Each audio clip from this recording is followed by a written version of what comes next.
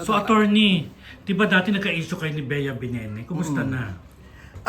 Kami po siguro a few years ago, ano, so 5 years ago, by chance, nagkita kami sa bahay ni Mr. Louie Gamboa, yung sa Erase, sa Placenta. Kasi, at that time, si Louie, very close kami niyan. He's like a brother to me. Hindi ko alam na nandoon pala pupunta rin si Bea.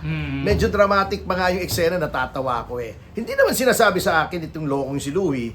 Nag-CR ako. Okay. Paglabas ko nandun si Bea sa kayong mom niya. Okay. So medyo awkward nung una, pero ako na nag-break the ice. Oh. Sabi ko, Bea, nandito na rin tayo.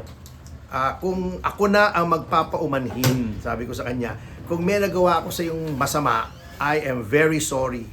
At kumamay naman siya, umiyak pa nga yung mom niya. Then, umpisa noon, okay na naman. Tingin ko naman okay na kami. Oo, at least kung hindi man kami magkaibigan, sana wala na yung samaan ng loob ng dati. Ayan, bongga naman pala, attorney. Oo. Sino pa nakabatian mo? Si Bea lang? Wala naman ako ibang nakaaway, kundi si Bea na yung... pero okay Gusto na mo yun. siya i-produce?